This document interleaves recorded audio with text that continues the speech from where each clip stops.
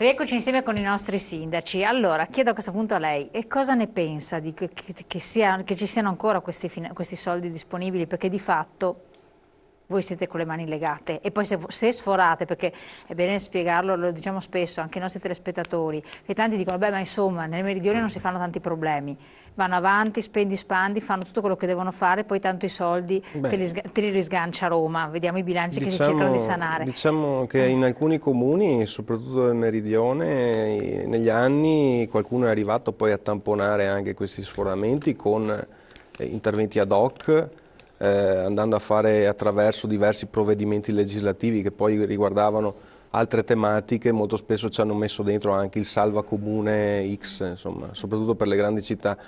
Vabbè, io penso che le politiche di austerità in questi anni in generale hanno allontanato sempre di più i cittadini dalla politica, ma sfiduciati, ma allontanarli dalla politica anche allontanandola dai sindaci, che rappresentano comunque la politica.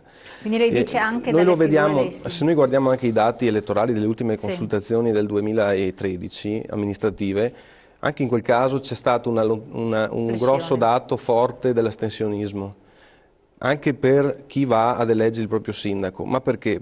Proprio perché il sindaco stesso ha sempre più difficoltà a dare delle risposte concrete ai bisogni dei cittadini. È presente, si fa carico dei suoi problemi, però molto spesso non riesce ad arrivare dove effettivamente serve. Ecco, questo è un dato preoccupante poi per la tenuta sociale complessiva del nostro Paese. Quindi minor partecipazione, lei dice? Ma può succedere anche questo con questo tipo di impostazioni. Io confido molto nel nuovo governo che sia in grado anche di mettere mano a questa situazione, sbloccare anche il patto di stabilità, soprattutto per alcuni interventi particolari, perché come però si diceva... non l'ha pronunciato. Qualcosa è stato detto, insomma, di ricominciare a mettere mano anche al rapporto con il PIL, insomma, di poter in qualche maniera derogare anche sulla legge di stabilità che è stata fatta. Si parla chiaramente per alcuni interventi, in particolare sicurezza scolastica, sicurezza sismica. Noi pensiamo a tutto il patrimonio scolastico che abbiamo nel nostro paese, nei nostri comuni, che deve comunque essere adeguato dal punto di vista sismico, perché lì dentro ci sono le nostre future generazioni. Sicurezza idraulica dei territori, in Veneto servono 2 miliardi, si dice, per mettere in sicurezza dal punto di vista idrogeologico il territorio. Pensiamo anche cosa che non riguarda gli enti locali, ma anche alla ricerca. Io penso che poter derogare dal patto di stabilità gli investimenti per la ricerca sia un modo per guardare avanti e per dare una prospettiva a questo nostro Paese. Il patto di stabilità, noi in cassa abbiamo delle risorse, ad esempio nel mio comune sono state spese come? Sono state spese per poter ridurre i mutui. Questo è l'unico modo per cui queste risorse potevano essere utilizzate. Poi ci sono altri aspetti. Il patto di stabilità pesa sugli enti locali, ma pesa anche sugli altri enti. Faccio un esempio. Nel 2012 il nostro comune è partito con un'iniziativa importante, che è la realizzazione di una nuova scuola, non per fare la piazza o il monumento, una scuola importantissima, pensata dalle amministrazioni precedenti, perché è chiaro che un'opera importante non si conclude nel mandato di un sindaco, ma è stata pensata, è un'opera per la comunità, è partita perché c'era un cofinanziamento regionale del 40%, il comune ha messo quasi tutti i suoi soldi, la regione, ad esempio il mio comune, non ha ancora dato un euro. Ecco, perché? Perché ovviamente ha gli stessi problemi che ha il comune di cassa, di poter erogare queste risorse. Allora cosa succede? Cosa dico io a questa impresa che sta lavorando? Dico vai a prenderti i soldi in regione? Cioè, non può essere, devono in qualche maniera essere superate queste cose, soprattutto per le opere che sono in corso e soprattutto per determinate opere che sono fondamentali per la tenuta di una comunità, per il funzionamento di una comunità. Chiarissimo. Lei cosa dice? Beh, io chiaramente ho già detto prima, insomma, che non è che si possa pensare che qualcuno sia in possessi dei soldi dei cittadini. No, però secondo lei ci potrà essere anche una prospettiva con questo governo?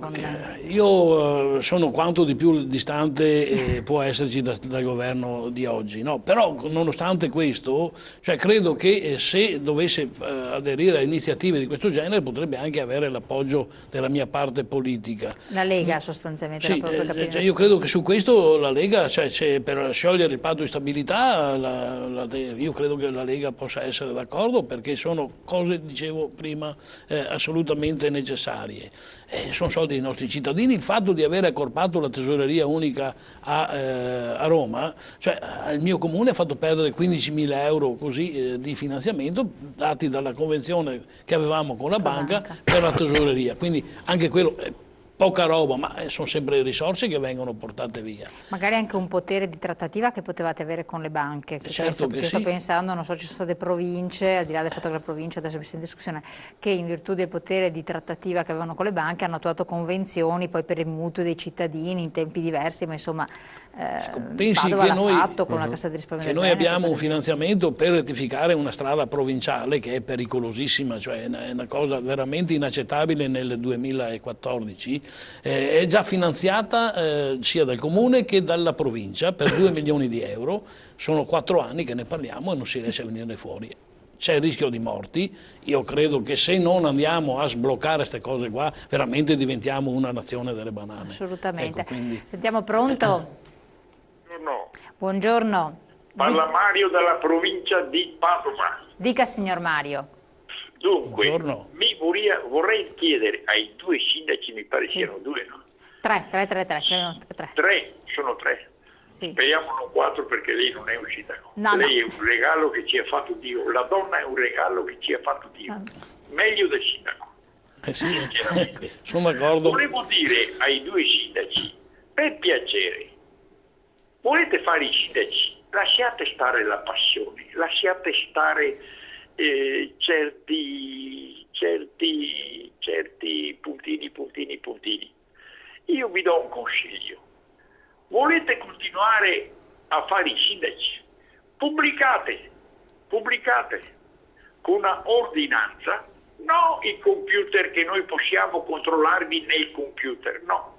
Voi dovete fare una bacheca vicino al comune in un luogo pubblico dove i cittadini vi giudicano. Dovete fare specificatamente, ricevete 100 lire di sovvenzionamento dallo Stato, dalle contravvenzioni, dalle entrate entrate questo mese 100 lire, spese 10 centesimi per quelle bottiglie, 10 centesimi per quei vasi, 10 centesimi di cemento, 15 centesimi di sabbia. Questo dovete fare per il quantitativo della sabbia. 3 metri cubi di sabbia e il contadino vi controlla, sa quanto costa un metro cubo di sabbia. Il contribuente ha bisogno di questi. Se un sindaco per passione fa questo, sarà un sindaco che non tramonterà mai. Va bene. Non occorre che poi sentiamo... cambi la legislatura, tocca a me adesso, tu vai via che tocca a me, devo mangiare io adesso, tocca a me mangiare, va via quello che ha mangiato e torna un altro a mangiare. Chiaro. Questa non si può andare avanti così. Io sono stato in tutto il mondo, anche in Cina, anche in Russia, anche al nord di Scandinavia. Così si usa. Non pubblicano la bacheca, ma è come se lo pubblicassero, perché sanno che per fare quella rotatoria hanno speso 25.000 euro. Trasparenza della pubblica amministrazione. Va bene. Grazie. È il consiglio di un ottantenne. Vi saluto, buongiorno. Va bene, grazie. Grazie molto del suo intervento. Appunto, se sono delle domande appunto, relativamente al discorso dell'edilizia, il valore degli immobili, eccetera. Voleva rispondere lei alla telefonata? Volete rispondere ai nostri telespettatori? Sì, io sono molto d'accordo con il cittadino che ringrazio per la telefonata che ha fatto. Però vorrei anche ricordargli che tutto quello che lui richiede, quindi la pubblicazione di questi di fatto esiste già, perché noi abbiamo i bilanci comunali che facciamo.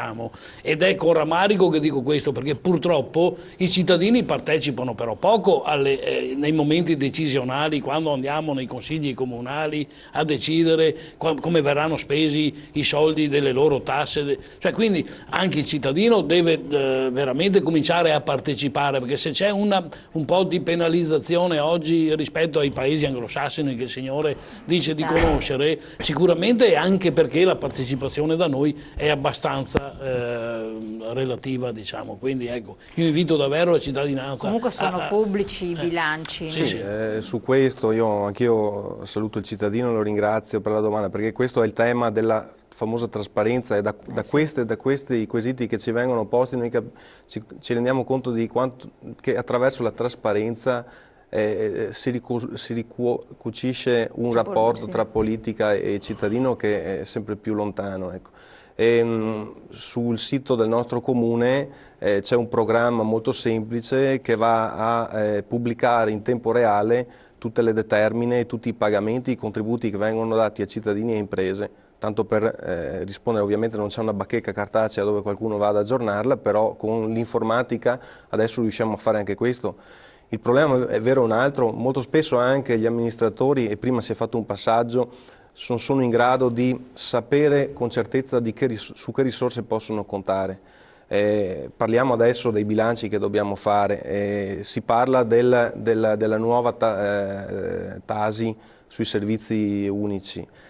Noi non sappiamo ancora se ci sarà o meno un margine di aumento dell'aliquota per poter finanziare le famose detrazioni. Sotto data quindi i tempi si sono molto allungati. Ecco, io penso che invece questo governo, da come si è posto nella rapidità delle decisioni e con una tabella molto chiara di marcia, debba in qualche maniera dare risposte a questo, perché come il mondo viaggia velocemente fuori da qua, anche dentro, e come i sindaci si trovano a fare i conti tutti i giorni con le dinamiche, con la velocità per cui i cittadini chiedono le risposte, anche un governo deve andare via a pari passo. Assolutamente, cosa dice?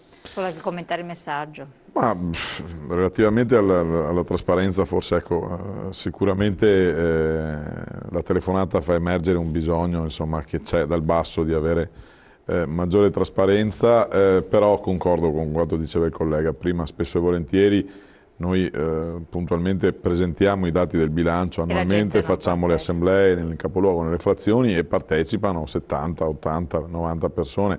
Stiamo parlando di quando va bene, insomma, ecco, con un comune di 16.000 abitanti. Ma non è tanto questo forse il dato, quanto il fatto che la crisi del mercato del lavoro, la crisi occupazionale, l'economia che non funziona, stanno spostando l'interesse della cittadinanza su altre tematiche, per cui noi adesso in Giunta per esempio stiamo discutendo di orti sociali, stiamo discutendo di come fare impiegare le persone che aiutiamo con il minimo vitale su un sistema che coinvolga associazioni, che coinvolga volontariato, ma che faccia anche lavorare e impiegare in qualche modo le persone che non hanno solo un bisogno economico, che è quello del sostentamento mensile, ma hanno anche un bisogno occupazionale temporale, cioè c'è un bisogno, un disagio economico che si assomma a un disagio sociale e che crea grossissimi problemi. In base poi peraltro per il messaggio, insomma, che era arrivato sulla questione dell'immigrazione, ecco, è un tema sicuramente molto forte,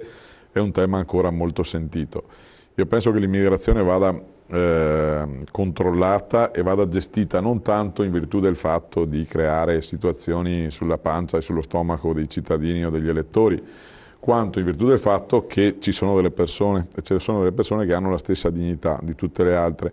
Quindi se uno Stato è in grado di offrire dei servizi, di offrire delle opportunità, di offrire un lavoro, di offrire una dignità umana, allora questo comporta anche delle scelte in questo senso, ma se non si è in grado significa automaticamente portare delle persone in una condizione di accattonaggio, di disagio sociale, di facile deviazione anche sulla delinquenza o sulla microcriminalità. E questa è una riflessione che noi dobbiamo fare, al di là di quello che moralmente o non moralmente noi pensiamo. C'è una responsabilità civile e amministrativa che in questo senso va data e va in particolare concretizzata con delle norme che attuino delle regolamentazioni. Lo stanno facendo in tutti gli stati dell'Europa, a mio avviso lo deve fare anche l'Italia, ma lo deve fare proprio accompagnando questo processo, che non significa chiusura di frontiere, che non significa espulsioni, che non significa nessun'altra operazione di questo tipo, significa dare la dignità alle persone che fino a prova contraria insomma, consideriamo di pari con tutti. Insomma. Chiarissimo, vi dovete roba, andiamo subito in pubblicità. Mi rendo conto anche l'osservazione che ha fatto il telespettatore che diceva non tutto sul web, non tutto sui siti, perché effettivamente moltissimi non hanno la possibilità ancora di accedere a internet, soprattutto anziani, pensionati ce lo continuano a dire. È vero, c'è tutto, adesso tutto naviga sulla rete, tutto si muove sul web, quando ancora una popolazione molto molto estesa non ha questa possibilità o anche per questioni di pensione non può averla economicamente. Forse ecco, magari le pubbliche amministrazioni avere un computer pubblico dove c'è una persona molto semplice dove può accedere potrebbe essere un suggerimento utile magari. Allora a quel punto andare nel comune, si digitano 2 tasti, si vede la pagina pubblicata, può essere una cosa utile per chi non può averlo a casa, sappiamo ce ne sono ancora molte persone. Andiamo subito in pubblicità, poi torniamo insieme.